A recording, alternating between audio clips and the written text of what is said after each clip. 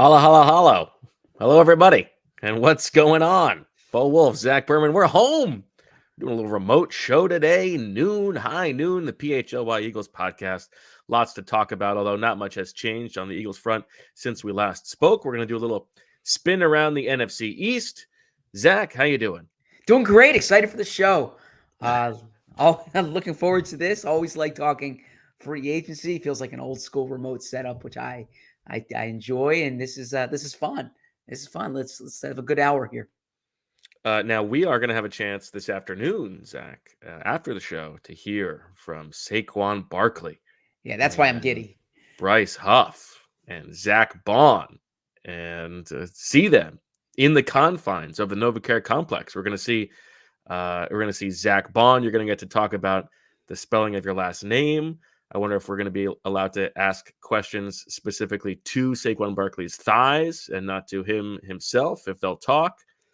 Bryce Huff, why is it that, or how grateful are you that Bo Wulf invented you? All of these good things. You and I have such different objectives for today's press conference. I've not thought about Saquon Barkley's thighs at all. I was not going to do your job if that's the case. I was not going to bring up Zach Baun's name, and you most certainly did not invent Bryce Huff. So there's but I'm looking forward to meeting these guys, having a chance to hear their perspective on coming to Philadelphia and reporting to the fine listeners of PHLY. All right. Now, before we get going, I do need to open the show, Zack, with an apology.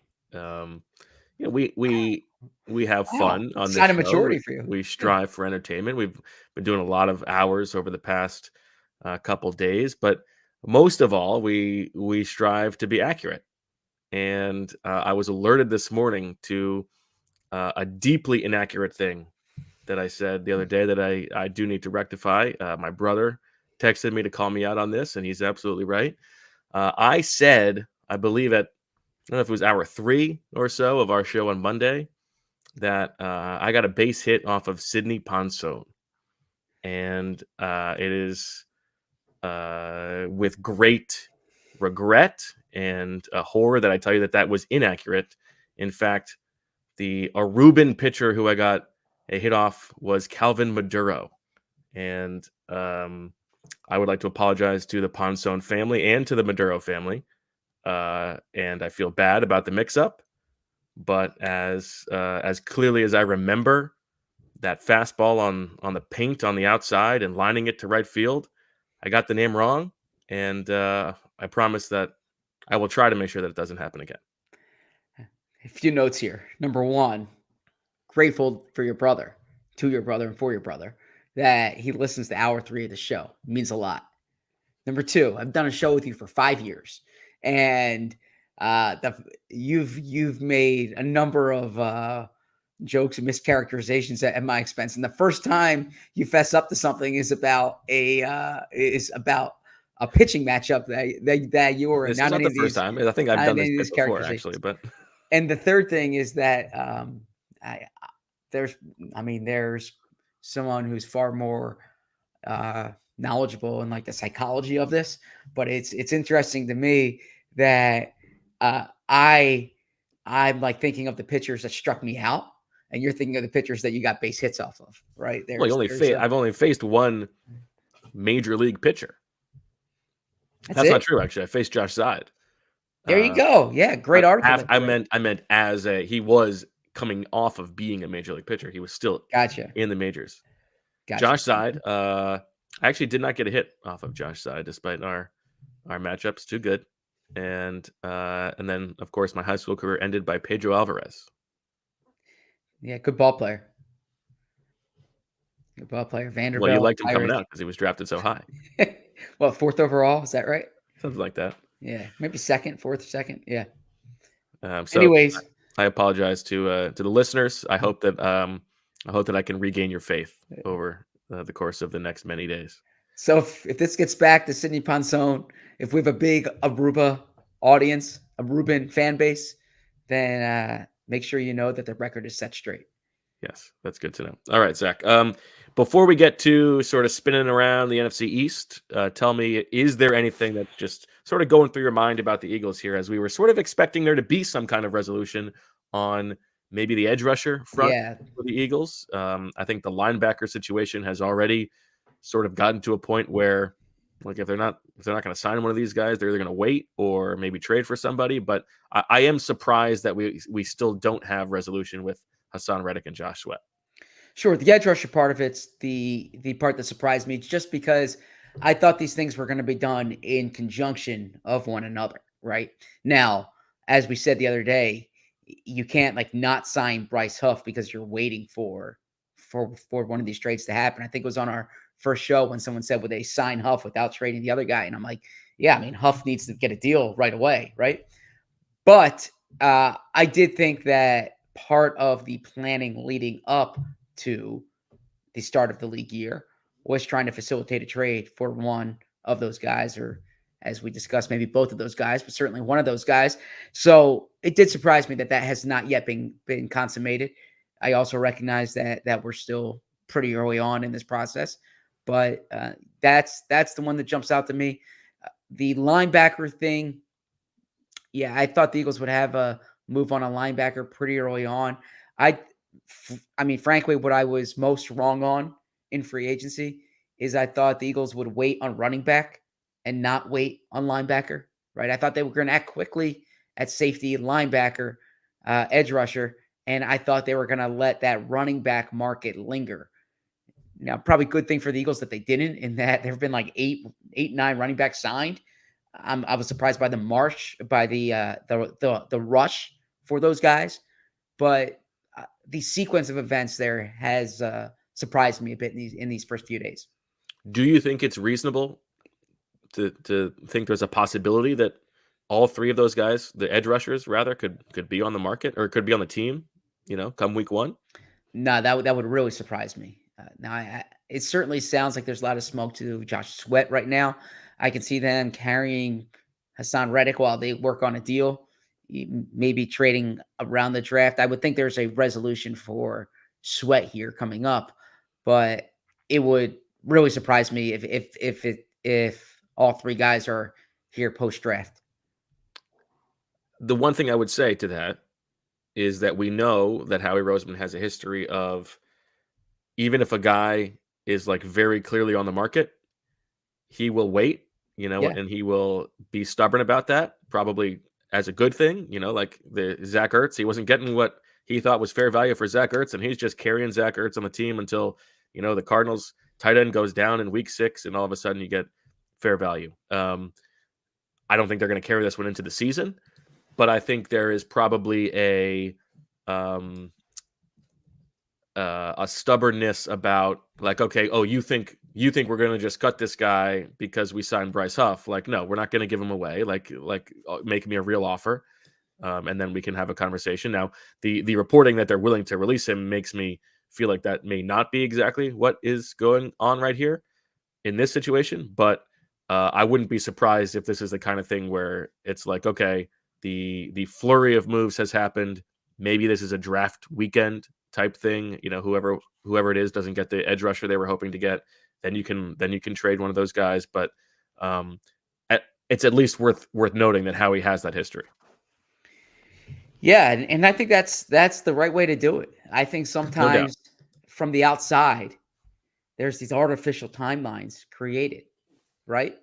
And it's the timelines based on what? The news cycle, the proclivity of the media, the proclivity of the fan base. Like oh, the timeline is there's 3 things you look at. 1, when you get the right deal. 2, when you have to pay money, right? And 3, when people are coming to camp and or coming to work, and there's the possibility for some type of issue, interpersonal issue, right? Those are really the 3 things that you pay attention to. There's nothing happening with the team in March. Like, the players aren't together. There's no game to prepare for. They don't even know who their week 1 opponent is yet, right? So I would say that the timeline is financially motivated or resource motivated, or you get the deal that you want. But until then, it makes sense for Howie to be patient. I just thought these would be done in conjunction with one another. Abbott asks if Howie is scheduled to speak. We will not hear from Howie today. My guess is we will hear from Howie in 2 weeks at the owners' meetings, and not before that. Looking forward to that. Always look forward to catching up with Howie and Jeffrey down or out at the owners' meeting. Sometimes it's out in Arizona. Sometimes it's down in Florida. So there you go. You mentioned not knowing the week 1 opponent. The thought has occurred to me about how funny it would be, Brazil, this land of spice, as you put it the other day, the flavor, the dancing, like this exotic place. How funny it would be if their first NFL game is Mr. Vanilla Kirk Cousins himself. Like who could possibly say Brazil less than Kirk Cousins? Well, I don't know. Kirk Cousins has shown that he has, as Bo likes to call it, some drip in recent years, right? No, I actually find his like flirtation with that kind of offensive. Offensive? Yes. To whom? I think it's probably not worth going into. Okay. All right. How about you do your Ben DiNucci song while you're at it? That's a different thing. Okay. Okay. All right, go on.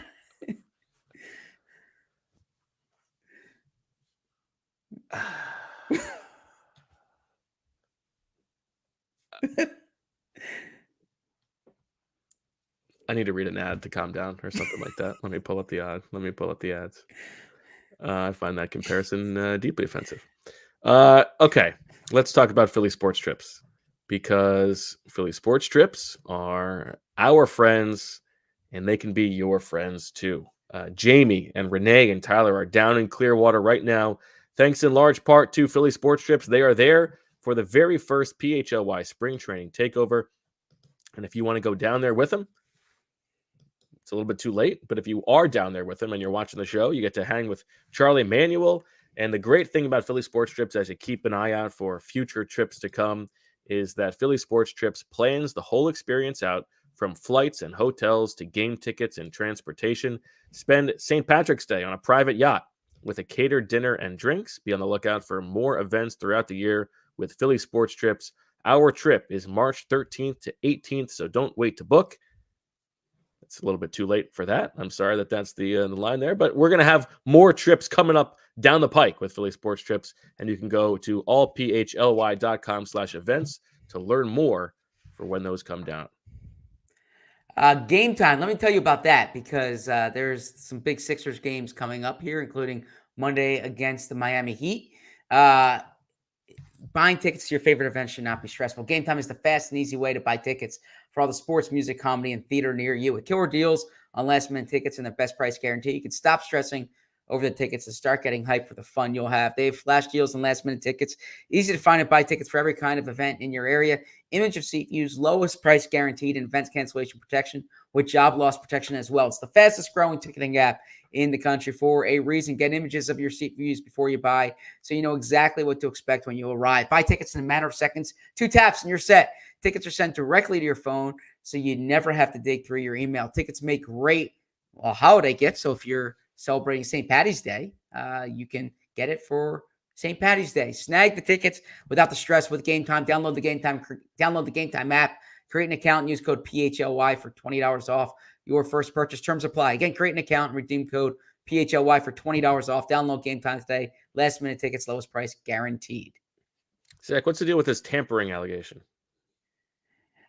Yeah. So what happened was Penn State has their spring football going on right now.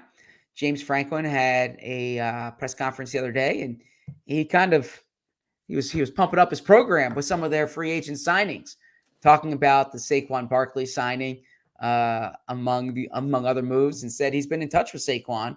And Howie Roseman, part of Howie Roseman's pitch to Saquon was was playing close to Philly, right? I should say playing got playing close to Penn State, playing in Philly, in the state.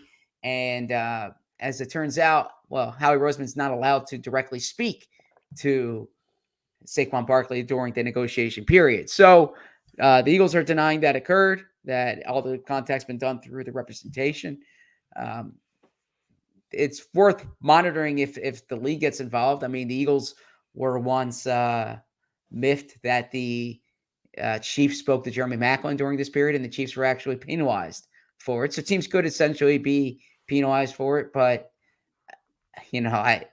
I'm kind of unmoved by the story in that, like, Kirk Cousins signs with the Falcons.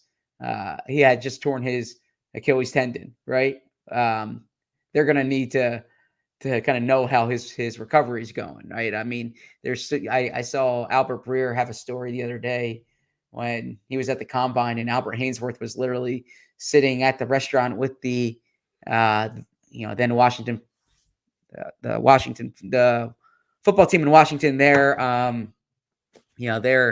whole administration, their whole front office, right? So yeah, this happens. If the Eagles did do this and they get caught doing it, there could be a slight penalty, but I don't think like Saquon Barkley is a member of the Eagles because of anything nefarious.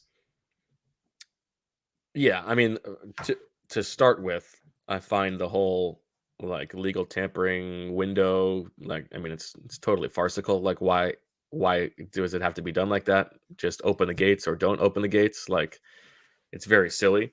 And the second thing is, like, I feel pretty confident that Howie Roseman is not sloppy about these things. I think it's probably much more likely that something got lost in translation with James Franklin. I don't think James Franklin was in the room with Saquon Barkley, and it's like Howie Roseman told the agent that the agent got to tell Saquon this. Like, and the fact that they have to do it by telephone that way is pretty dumb.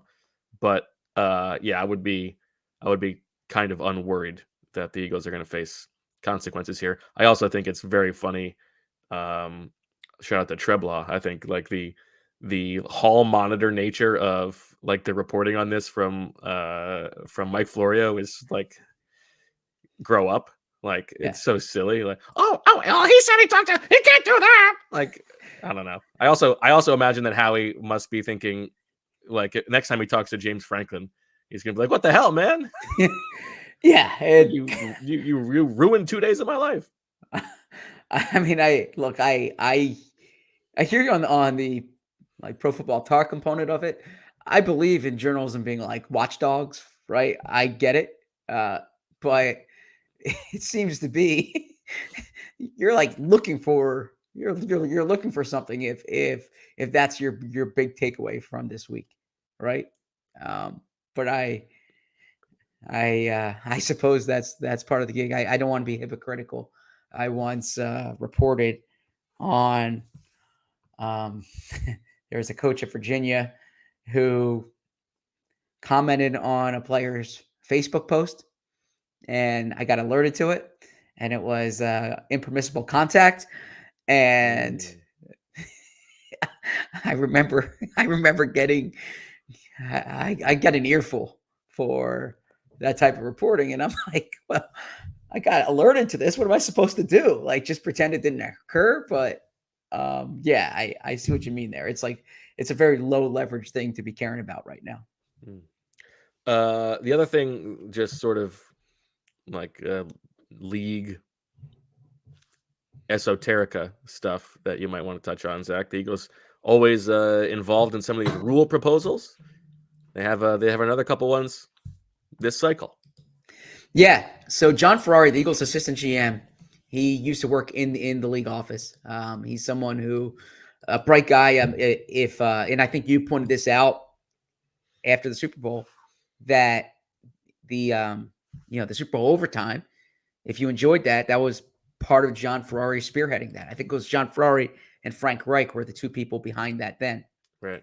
Anyways, the Eagles are always putting together different rules and bylaw proposals. I mean, one of them, which we discussed many times, was that the third helmet, which the Eagles finally got passed, right, for the alternative uniforms. But they have a few that are on the docket leading up to the league meetings in 2 weeks. like Bo mentioned. The first one is eliminate the first touch spot after the receiving team possesses the ball. So that's on like kickoffs when the receiving team touches the ball, and they do this in the name of player safety. The one that's getting the most attention. Let's hold on. Yeah. I was going to read through these and then we can go through all of them. Do you want to? Well, Or let's do you take want to them go one one at a by one? time. Okay. That's on punts? Yeah. So it's the terminology in there is kickoffs or I'm sorry, kicking team. So I imagine punts, and I can read this. First touching is when a player of the kicking team touches a scrimmage kick in the field of play that is beyond the line of scrimmage before it has been touched by a player of the receiving team beyond the line. So punts. Okay. Yep. Oh, so field goal. Yeah. If it's like a blocked field goal. Yep. If the ball was first touched by a player of the kicking team, it remains in play. First touching is a violation, and the receivers shall have the option of taking possession of the ball at the spot of first touching, provided the ball is not possessed by the receiving team and or no live ball penalty is accepted on the play. I can keep reading. But anyways, the part of this that the Eagles want to take out is this part of the rule. If the receiving team gains possession, subsequently loses possession, and fouls after the kicking team gains possession, the spot of first touching is disregarded, and the kicking team retains possession. Enforcement of the receiving team's foul is as customary. So I'm a little bit confused here. Are they proposing that there be no downside at all to picking up the ball and getting possession, or are they proposing that you should not even bother picking it up? They are proposing that basically it's a punt and it hits the gunner's shoulder or whatever, right? And the punt returner can decide whether to pick it up and try to advance it himself, or he can, and like that's what would normally happen, Yes. right? There's no downside. Darren Sproles famously did this all the time. Or Yes. are they saying that once it hits them, that's the end of the play? We want to, for player safety reasons, we want to just make it the end of the play. I think it's that once so when it's touched, yeah, so then you can pick it up and the play goes on. My interpretation is that's what they're trying to take out for the sake of player safety. Okay. I will get further clarification here. I'm confused by whether they're saying because it sounds like what you're saying is if Sproles picks it up and then fumbles the ball away. Yeah, because that's what they're trying to take out. Yeah, if the receiving team, and so that there is no downside at all. Like you should pick it up. That part, so they're taking that part out of the rule. That's been crossed out. Okay, and so now there are 4 things as part of the rule. There may be multiple first touch spots if the kicking team touches the ball multiple times before it is touched by a player of the receiving team. So that's allowed. The second one that's still allowed. We got to get more clarification on this. Yes. Okay, we'll get more clarification. Very confused. All right. So the second one. Second one. Permit a team to maintain possession of the ball after a score by substituting one offensive play, a 4th and 20 from the team's 20-yard line, from the kicking team's 20-yard line, for an onside kickoff attempt. So essentially, instead of kicking an onside kick, you have a chance of going for a 4th and 20. So one play, 4th and 20 from the 20-yard line. And this is one that they have been proposing for the past couple of years to replace the onside kick with a one play from scrimmage. I think it's kind of fun. I mean, I like an onside kick, but they have basically neutered the effectiveness of it to the extent that it's not even that fun anymore. And I think part of the kickoff proposal means you have to announce an onside kick. Right. Too. Okay, the third one, and this is proposed with other teams, is move the trade deadline to the Tuesday after Week 10 games. This seems like an obvious, absolutely do this. Yes. And it's too late that they're doing this. I mean, just from a Roger Goodell, let's make everything more of a league-wide experience. This is a no-brainer because the later you do it, the more teams are willing to sell, and the more exciting the trade deadline will be. Agree with you there. And from a personal perspective, I would like to not to run on Halloween all the time. Right? It's like the day I'm trick-or-treating for 3 times in the past 5 years or whatever. So that'd be good. And then last, but you don't want it to be too late because you don't want it to encroach on President's Day season. Well, it wouldn't be president. I mean, you don't want it getting near Thanksgiving. So there's a sweet spot in mid-November. Like that would be perfect. Although, I mean, there are some November holidays that you can consider that you don't want it around. Okay. So, but not that I just. I mean, Very Veterans cryptic. Day. No, Veterans Day. You don't want to run on Veterans Day either. But I mean, I suppose it's what are regular your big Veterans Day plans? I don't have. I mean, I honor our military, I suppose. So there you go. Okay. And then and then the last one is requires the game clocks to display tenths of seconds for the final 60 seconds of each half. Like in the Yeah, I mean, NBA. I'm in on that, but it's also like false precision. Like the when the play stops is so Arbitrary, yeah. imprecise to begin with that like I guess I Sure. guess that's good, but it would be better if it was actually much more automatic. I agree. I agree. By the Okay. way, Now, to the speaking first of, one that I confused you on, Professor Selman, he interpreted it this way. So if I understand this correctly, the proposal is to eliminate the quote, they touched it already, so now we can try to return it. Nothing bad can happen scenario. Strange rule to propose as it's not something that came up much. Uh, yeah, it might be that if you pick it up, you don't then get to put it back to the spot where it was touched. And so it's disincentivizing sure. players to pick it up to extend the play. For the player safety. Yeah. Exactly. Now, to be fair, on the tampering front, Dan Graziano just tweeted that the league is looking into the tampering allegations against the Eagles and the Falcons with their Kirk Cousins. Interesting. Okay. I don't know. I mean, listen, we made a lot of fun of the Cardinals for the tampering with Jonathan Gannon thing, Yeah. and they got penalized for it. So maybe there's a degree of hypocrisy here, but I just believe that Howie Roseman has done this so many times that he's not that sloppy. Yeah, yeah. But to the point about the Eagles with the Cardinals, there's it's something you hear in politics and whatever it may be. Like if you're gonna if you're gonna talk about someone else's house, like make sure your house is in order, right? So it's that same concept here. But yeah, Howie doesn't strike me as someone who's sloppy with this, but he didn't account for James Franklin trying to tout the state of Pennsylvania. And he said, James Franklin said in that quote, it was so random that he's like, they've had a lot of success with their Penn State players, like playing in Pennsylvania, like coming back to play in Pennsylvania for the Eagles and the Steelers. And it's like such a weird, like recruiting flex. It seems like to me, ultimately, if you pay well, you're on TV, you give these guys the chance to play competitive games, you put them in a chance to make the NFL. That's what matters more than anything else. Did you read Handsome Rich's newsletter today? I did. Oh yeah, I did. And actually I got a text from a third party who was not reading it before, has subscribed to Die Hard and started getting this. And he was like blown away by how good the newsletter is. Are you I'm talking so about the glad Flyers? Jeffrey's reading. That's great. Talking about the Flyers lip syncing or the Flyers lip reading? No, I was talking about the Penn State trivia question. The trivia question Oh, was the 3 Eagles since 2000 who have played at least 3 games for the Eagles, Penn State guys. Did you get that? I did not get that, but I can tell you now. I did not look at that one, but I can get you. I Oh, can tell you that now. I okay. skimmed through the newsletter, but Wow. I'm gonna say Shots, no respect for the craft. okay.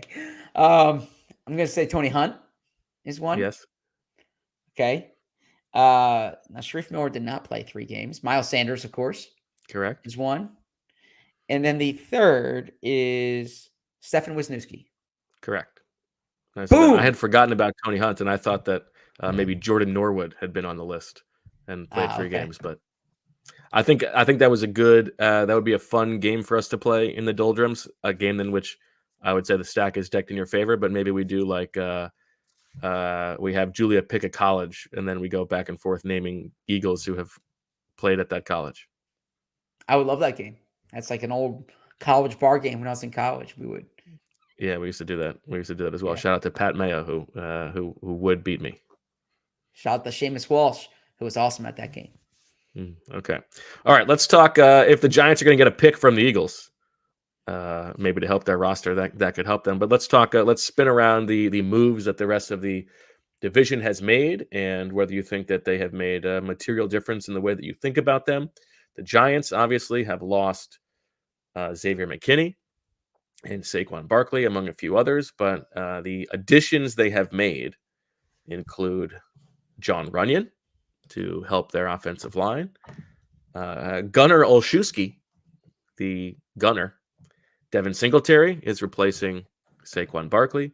They have obviously made the big trade for Brian Burns. That is their big move. They've also added Jermaine Eluemunor to also bolster their offensive line. They have added old friend Jalen Mills, who will be finger wagging. Drew Lock is a perfect fit as their new backup quarterback. And then Nick McLeod and Isaiah McKenzie. How do you feel about the Giants offseason thus far? Yeah, I love the Brian Burns move. And that's the one I keep going back to. As I was looking at their draft inventory, by the way, I'm surprised Carolina didn't ask for both seconds. They have 2 seconds because they got one in the Leonard Williams deal. I mean, they might have asked. Yeah, true. That's true. Good point. I mean, because that first is going to be hard to get, but both seconds would seem to be the type of, I mean, that would seem to be a fair deal. But anyways, love the Brian Burns move. Think that makes them really dangerous as far as a pass rush. Like that they addressed the offensive line there. I thought Singletary, it's what I said going in. I like Singletary as a player, but it's like what I said about Saquon Barkley. I'd rather pay at the top of the running back market or the bottom of the running back market. I don't really want to be in the middle of the running back I think market. it turns out that is sort of the bottom of the market. You think so?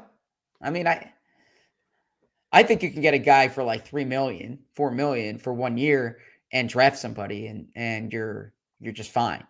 Yeah, but that guy stinks. I mean, I am with you. I would not want to pay that Singletary. Okay. But I think that turned out to sort of be the bottom of the market for like a guy who could be penciled in as a starter. The Isaiah McKenzie, I like Isaiah McKenzie in theory, but he seems to me to be like duplicative of Wendell Robinson and some of the other guys that they have on their roster. You don't need an 8th slot receiver.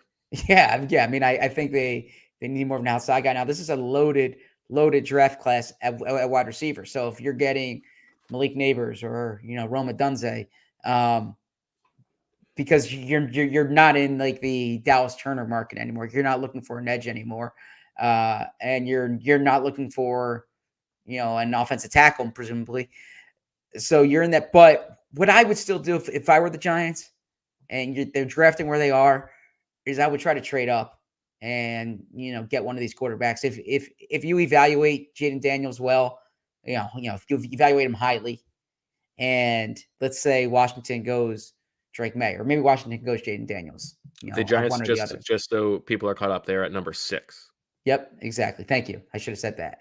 So if you can get up to 3, like if the Patriots aren't sold on one of these guys, and you can get up to 3, and you can draft one of those top 3, that's what I would do if I were the Giants, because how often are you drafting that high, right? I mean, you're hoping not again, and I feel like they actually might have another chance. True. And so I would really try to push to get that. What about JJ McCarthy? Are you in on him as being worthy of being picked that high? I like JJ McCarthy. I don't know if I would make him the 6th pick in the draft, but I also think if you have conviction on a quarterback, I draft him 10 picks too early, then 10 picks too late, right? Like if or then 1 pick too late. I remember hearing there was you draft grades saying that the Chiefs took Patrick Mahomes too high, right? But if you believe in the player, it's only too high if you miss on the quarterback, right? You could take other positions too high. If you like a quarterback, it's never too high to take a quarterback. So yeah, if you stick and pick at 6 and you get JJ McCarthy, although I keep reading reports that maybe Arizona trades out of 4 to a team trading up for JJ McCarthy, I would address quarterback though. There, if I were the Giants, I just think you need more than Daniel Jones and Drew Lock. And I know they paid Daniel Jones, but you can get out Daniel Jones' deal after this year, and that's what I would do if I were the Giants. I don't see how they're going to be much, even with the Brian Burns addition, with the quarterback situation being what it is. Yeah, I mean, if I'm thinking of, is this a team that I need to be worried about, even with Brian Burns, and if he is as if he is like great for them, the offense is just such a problem that I would not be concerned about them. And I'm not even sure. Like, I guess long term, you might be worried that if it's like JJ McCarthy or Jaden Daniels, they go up and get him, then maybe that guy turns into something to make you concerned. But I could sort of see, like, if it is, let's say it's a Dunze or somebody like that. They add a wide receiver who, like, Daniel Jones is not good and is like not scaring me. But if the offensive line is actually better enough and they have a guy who's competent, who's explosive on the outside, like, I think that they could do enough on offense to be like passable, like, top 20. If the defense turns out to be really good, but I just don't like. I don't have any belief that Brian Dable and the volatility of that coaching staff, like the vibes there are pretty bad. I would say that I am pretty unconcerned about them. Certainly in the short term, if they get a quarterback and they replace the coach, then maybe long term you get a little bit more worried. But right now, I would say the threat level is pretty low. Okay, yeah, but yeah, for the sake of this exercise, and I know I'm the one who steered it toward the draft, but for the sake of the exercise, I like their first week because I think they got the best player who changed teams this week. Okay, and when you get the best player who changes teams, and it came at the cost of a second-round pick. Now I know a lot of money, but that's money they could have spent. But they got the best player who changed teams, and that matters to me. Okay, fair enough. Let's move on to the Washington Commanders. So Adam Peters takes over, comes from San Francisco, gets his third or fourth or fifth choice as head coach. Dan Quinn is in. And boy, is he filling up this roster with Dan Quinn guys. The moves that the Commanders have made over the past week. Charles Leno is back. Logan Thomas is whacked. Oh, no, sorry. Leno and Thomas are whacked. They signed Zach Ertz. They signed Dorrance Armstrong, the defensive end who we talked about, solid player, played for Dan Quinn. They signed Tyler Biadasz to be their center, also familiar with Dan Quinn. They signed Frankie Louvu for a fairly expensive deal. We talked a lot about him. Austin Eckler. They're not paying him too much. 2 years, like $8.5 million. That's actually less than Devin Singletary got. Brandon McManus. They go get Nick Allegretti, the offensive lineman from the Chiefs, who was back up there but started in the Super Bowl and then will start for the Commanders. They pay for Cleveland Farrell, who Peters is familiar with from the year in San Francisco. Marcus Mariota, Dante Fowler Jr., a long snapper, and Tyler Ott. Jeremy Chin, ya boy. They also bring back Jeremy Reeves, the former Eagle. They brought back ya boy Jamison Crowder. And then yesterday they go out and sign Bobby Wagner, another Dan Quinn connection, to be in the middle of their defense. To me, Zach, this is like, how you heard in the job search that, like, oh, well, that Commanders team, like, they got the number 2 pick and they got so much cap space. Yeah. Well, like, that's what that cap space led to. And I'm not even saying that was a bad job by Adam Peters, because what he was doing was like bringing this roster in theory to respectability, but it doesn't material. And I think most of those are short-term deals. So it's smart in a way, but just in general, the concept that you have so much cap space is more often than not just a reflection that you have a bad roster and nobody worth paying on the roster. And it's not like you're going to be, would you feel better if they went out and signed let's say they paid Calvin Ridley and Patrick Queen or something like that, 2 really expensive players. I don't know if that makes them better than what they did, but I would also say that I'm certainly not worried about the Commanders at this point. Yeah, I think that's good analysis. I am underwhelmed by what they've done during the past week. The flush with cap space, like you said, and all right, if you don't want to spend for the sake of it, I'm okay with that. But they didn't really bring in many upside guys, right? They brought in guys older guys. They brought in like role players. They brought in. They brought in a lot of like Dan Quinn, or not a lot, a few Dan Quinn guys, which we'll get to the Cowboys and like a move that they just made, but I think you can kind of overrate sometimes. Like I need this player for this spot in my scheme because I played with him before, and maybe Quinn's trying to instill a culture there. But if I'm Washington, I'm thinking like, all right, how can I maximize the next like 3 to 5 years? Not maximize the next 6 to 8 months. How can I maximize the next 3 to 5 years? And like they traded 2 young guys for draft picks. Okay, when they trade Montez Sweat and Chase Young, and both those guys we'll see what Chase Young gets on the open market. We saw what Montez Sweat got. They traded 2 in their prime guys, and they got a second round pick and a third round pick. Oh, okay, so I'm thinking, all right, maybe they're going to be major players here for like difference making edge rushers, right? It's like one for the other, and they add Dorrance Armstrong and Cleveland Farrell. That does not move the needle for me on the edge. Now they're investing in linebackers. Frankie Louvu's he's an in the prime player. I get that. Bobby Wagner, you can say from like a culture perspective.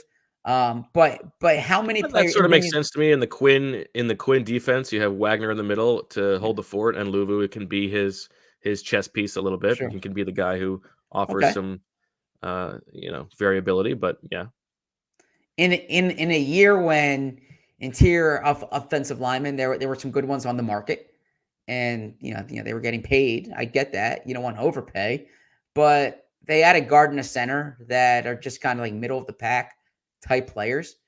I mean, you're not going to find someone who thinks higher of Zach Ertz than or I mean, I imagine his wife and his mother and his family, but I think very highly of Zach Ertz as a player and as a person. I wouldn't identify him as like the guy I need to have at tight end right now. Austin Eckler is coming off of a down year.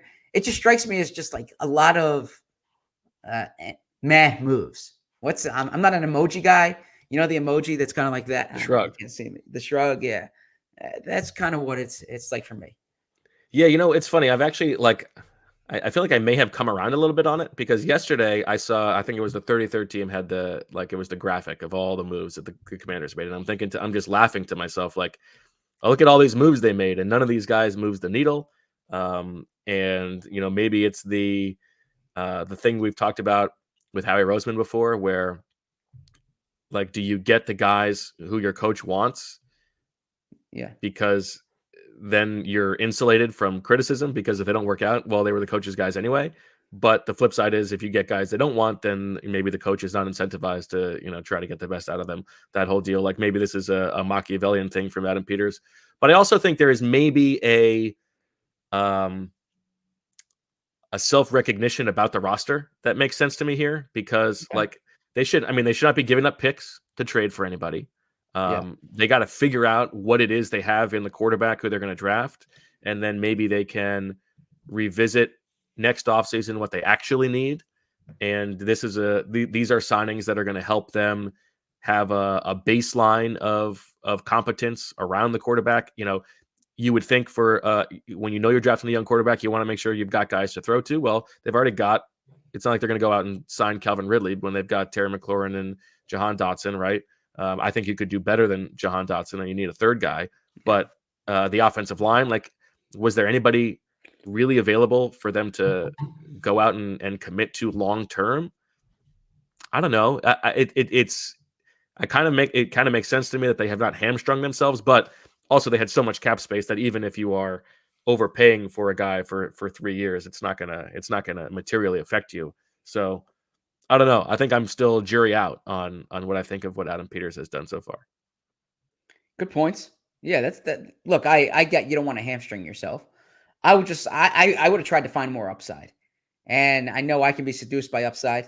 I'm the first one to admit that, but I would have. Now we're talking. Like the move I would have done, and maybe this is a Madden move, and I'm way off course. Emily walks into the house dressed like Mo Bamba. That would be very weird. I would Not tonight. It's free agency. Well, I did. I have said, like, it's free agency, right? It's free, and she doesn't care. Like, I'm like, I can't put the kids to bed right now. So there's a move that might happen. And she's like, no, you can put the kids to bed right now. Like, how is that? How he's not calling you right now. So I've gotten some of that. But no, I would have tried to bring Chase Young back, Oh and God, get out of here. I would try to bring Chase Young back. I would have said, right, like I would have said that you got a third for him, give him a chance to reset his value, bring him back. Like, maybe there was probably stuff behind the scenes that they didn't like, but they didn't think they were going to re-sign him last year.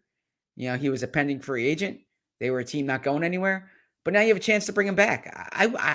That's the kind of stuff I just would have. I would have chased upside. I would have taken swings as opposed to like base hits. Like, I feel like they're trying to build an 8-9 team right now, and that doesn't do me anything.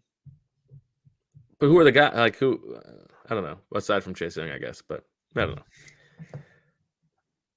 All right, last one, Zach, is not much to talk about because the Dallas Cowboys have done nothing except for add Eric Kendricks, Mike Zimmer's boy, and that's it. That's all they've done.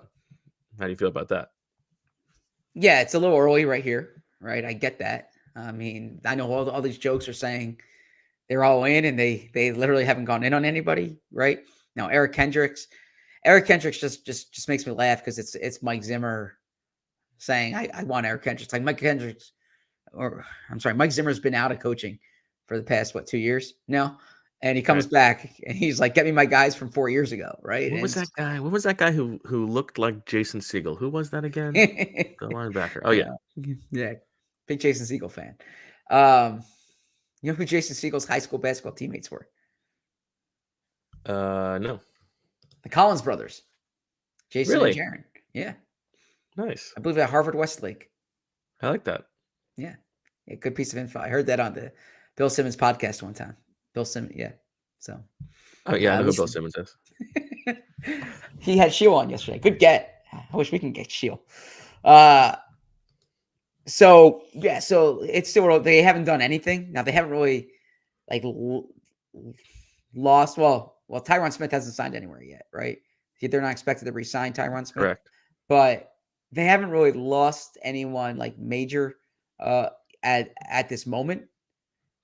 Well, that's not true. They lost Tony Pollard, right? They need to figure out Tony Pollard, Dorrance Armstrong, Tyron Smith. Okay. Yeah, they haven't lost, but yeah. And then Biotic, okay. Yeah, so I think what they need to do is they need to figure out what's happening with Prescott. Prescott's taking up such a big part of their cap space here. They gotta give him a new deal, bring that down. I mean, maybe they bring Connor Williams back or something of that nature to play center. But yeah, they've sat on their hands. The Kendricks move made me laugh because of the Zimmer thing. But yeah, there's really not much to talk about here. I still think they have a really good roster. I still think they have a really good team. And we'll kind of see what they do in the draft. This is a team that drafts well, of course. All right, I'm not going to address this Aaron Rodgers tweet that just went out. Instead, I'm going to tell you about FOCO, because FOCO is a leading manufacturer of sports and entertainment merchandise with a product line that includes apparel, accessories, toys, collectibles, novelty items, and more than that. FOCO is the best officially licensed gear for all sports and fandoms. If you're going to a basketball or hockey game, show off your love with team-branded friendship bracelets. Whether it's hoodies, jackets, beachwear, or even overalls, there is something for fans for almost every occasion. FOCO has hooked PHLY up and provided awesome pieces for our sets. FOCO always has our back for Philly sports, and they have yours too. Get the best gear around by using the link in our description. For all non-presale items, use the promo code PHLY for 10% off. Now let me look at this here. Yeah, PHLY events and diehards. We spoke about some of the events before. Tonight, as we said, it is the PHLY hockey diehards. You can join Charlie and Bill for a takeover at the Flyers Leafs game. You can get a ticket in the assembly room to enjoy the game with the other diehards. And we have many events at allphly.com. It's under the events calendar. You can follow our PHLY Phillies team who's down spring training right now, for details on opening day. They'll be hosted at Bet Parks Casino and Sportsbook. And then Die Hard, I keep tallying Die Hard, and I see all the diehards that have signed up this week. Bo and I and Joya, we appreciate it. You could, and the great thing is people are always asking us what you can do to support the show, and the answer is to become a PHLY diehard. It's when you become a diehard, you immediately get to choose a free shirt or hat of your choice from the PHLY locker, and you get another every single year at renewal. You also instantly get access to the PHLY Discord lounge to chat with other Philly sports fans from all away from all the BS that's on Twitter. After that, you unlock 20% off all merchant events for the entirety of your time as a member. And those are just some of the perks of being a PHLY diehard. I think the biggest perk is you get to read great stuff on there, like Bo's top 100 rankings that should be bookmarked and returned to often during free agency. Steelers adding Deshaun Elliott, who we talked about as a safety option. Looks like 2 years, $6 million, which is not very much, unless it was $6 million per. No, just 2.6, so not very much at all. Zach, the people who watched the emergency show last night. Which one? Oh, last night. Okay. Last night, will have seen that I was wearing the Michael Dunn jersey, and I'm a little bit out of the like purchasing fan stuff game, but I'm always seeing these complaints about Fanatics and the terrible product that they're delivering to people, how long it takes, how sometimes you're just waiting months and months and it gets canceled. Sometimes it'll show up, it's the wrong thing. They've got this ridiculous monopoly, and I've sympathized with those people, but never really had the experience myself because I don't patronize the site very often. But I did order the Michael Dunn shirt from Fanatics, and I wear the shirt, but I haven't worn it like 100 times. And I'm taking the shirt off yesterday, trying to just pulling it up over my head, and I'm not pulling hard, and the thing just rips apart. The back, look at this, just rips as if it's like the easiest thing in the world, like it was meant to do. And so now I get to sympathize with everybody who has had this happen to them, and I can say I'm joining the official fan club of Michael Rubin is a terrible person, and his company is one of the big things wrong with sports. Okay. Do you want me to respond to that? Did you just? I just need to get it out there. I want to say, okay. I'm with you. You're with the audience there on that. Okay. Yeah, I'm sorry that happened to your shirt. Me too.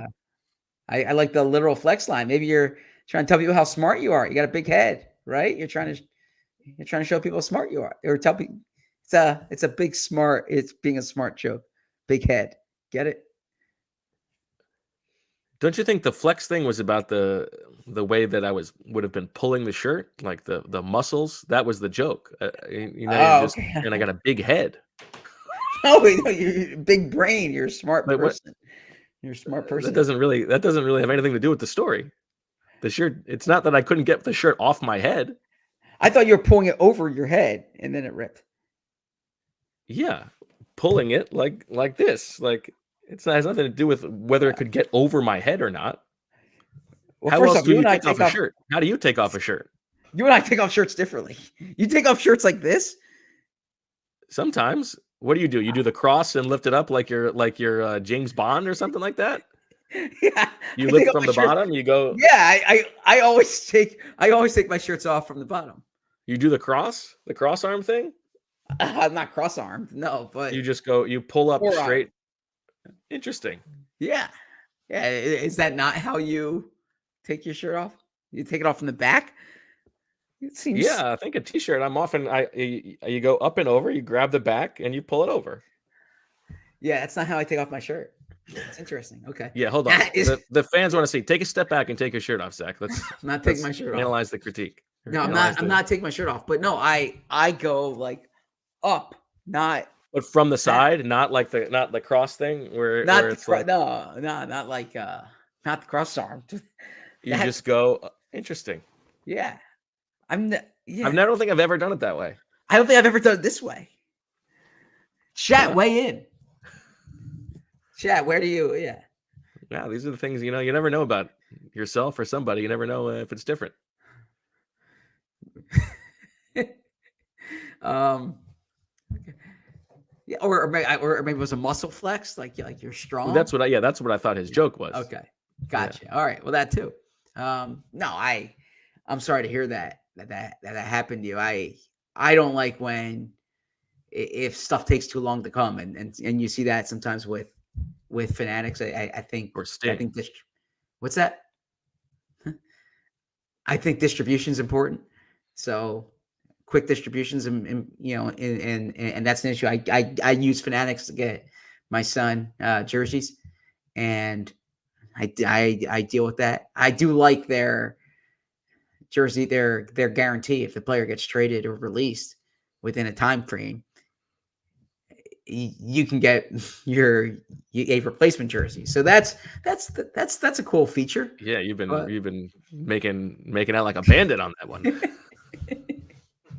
well, I mean, so the joke, I got my son a Toronto Raptors Pascal Siakam jersey, and he got traded, and so then they replaced it with a Scotty Barnes one. Yeah, but it was nice. I mean, you didn't just happen to get him a Pascal Siakam jersey. You knew that Pascal Siakam was on the block. Listen, you saw an opportunity and you took it. I suppose like Howie with Saquon, right? I guess. But yeah. All right. I'm sorry that happened to your Michael Dunn jersey. All right. Anything else? What are you looking forward to asking the players this episode? Yeah, I was going to ask you what memories do you have of introductory press conferences for these guys?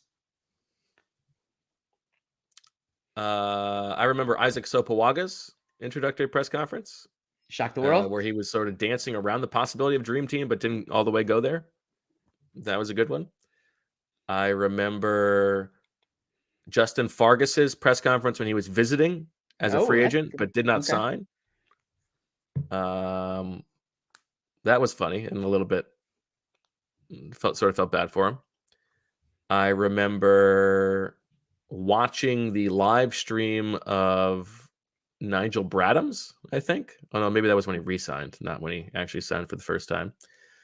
Let's see. Where were you? I was in Maine. Okay. I don't know. That's about it. What do you remember? I remember. I think the real lesson, going back to the Calvin Maduro thing, is that my memory is just not what it once was. Maybe concerning. What is Shield says to eat almonds for your memory, right? Does that help? Something like that, yeah. Okay. I have so many of these memories from these introductory press conferences. Some are more memorable than others, right? Some are like Justin Evans last year was not particularly memorable. I'll say that. He didn't have. I remember that, yeah. Him and Greedy Williams, I remember. There was one other one. Yeah, last year was there were some that maybe were not. Rashad Penny was all the same day. I remember Deshaun Jackson. He had the shirt that, and look, I can't throw stones because I've been guilty of this too. Where the shirt was like right out of the package, so it still had the creases. Yeah, so the creases from the store. It was like a green silk shirt. I rember Malik Jackson's varsity Letterman's jacket. Oh yes, yeah, from his high school. The probably the one that kind of sticks with me that I missed on the most was, hold on here, pulling this up, from the cornerback from the Carolina Panthers, Daryl Worley. If you remember, who they traded Torrey Smith for him. And man, I mean, this is right up my alley. A Philly guy, Penn Charter, making it back home. The Eagles had just won the Super Bowl. This is exciting, right? And I do this story, and then a few days later, he's cut because he got arrested. Jordan Howard, I remember him. He had it was the first time I had seen this. Now it's kind of commonplace, but he had the necklace with the medallion of his father. Okay. I had not seen that theretofore. So yeah, a few stick out, but always I'm looking forward to seeing Saquon and looking forward to seeing Bryce and looking forward to seeing Zack today. I'm trying to think of the other ones through the years. Name some free agents they've signed. Connor Barwin. Nope, don't remember it. Malcolm Jenkins. Don't Rodney remember it. McLeod. Don't remember it. So Malcolm and Malcolm's was in that small room. It's now used for massages, like the team massages. But Okay. during the Chip Kelly era, the auditorium was off limits for reporters. They didn't do anything in the auditorium, and they had this room in the facility. Yeah, and that's where those press conferences were that year. So they signed Sanchez that year. They signed Nolan Carroll that year. They signed Chris Maragos that year. They signed Malcolm Jenkins that year, 2014 all season. It was in that little room. I recall that. If you think back, I remember the Sopoaga one that you mentioned. They had like 4 guys on the stage together. You know, James Casey was up there, a few other guys. So that one jumps out. I'm trying to think of some others. Brandon Brooks was, before my time, or in my interim time. Oh, okay. Yeah. He was dapper. He shook hands with everybody. Yeah. Recognized Dave Zangaro right away from their time in Houston, gave him a little hug. Yep. Yeah. That was cool to see. Alshon's. I remember Alshon. I remember following Alshon out because I wanted Before my time as well. Clarification on that. Because you couldn't hear? Yeah, he actually was very soft. That was he was very soft. Torrey Smith, so I remember him that year. Let's go into 2018. Haloti Ngata was one that they had. Yeah, loose recollection of that. By the way, I would say the tweet that I put up earlier today, you get as for the sickos as small a group as a tweet is intended for as possible. Probably maybe my favorite tweet I've ever put out. And what did it mean? I'm not going to tell you. It's only for the people who know. That's a real effective way to use social media. All right. Yeah. Chris Long's. I don't want more followers. Why not? Isn't that what you're doing? You're disseminating information to a large group of people. I'm not disseminating important information. Okay. Well, that's why Baskin Robbins has 31 flavors. The Chris Long, Mike Wallace, that was in the media house. That was not in the auditorium. That was up on the top floor. Okay. Remember that? Of course, during 2020, we didn't get a chance to go. That was like right when COVID started. It is kind of, we're kind of at our time now. We don't have to keep going, but it is interesting to think back to 2020 when like COVID just began. The world shuts down and the NFL is like, all right, we're going to do free agency right now. You know? I remember talking to Javon Hargrave on the conference call from home and a few other ones. So those were some memories of introductory press conferences of past. Okay. Well, let's hope that there's some fireworks today that will make this one memorable. Hopefully Zack Baun takes his shirt off and we can all remember that. I hope Zack Baun keeps his shirt on. I hope you take your shirt off then.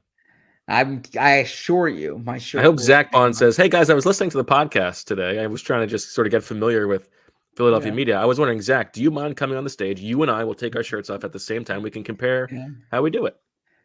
Yeah, it's certainly not necessary. Certainly not necessary, and but it would be memorable.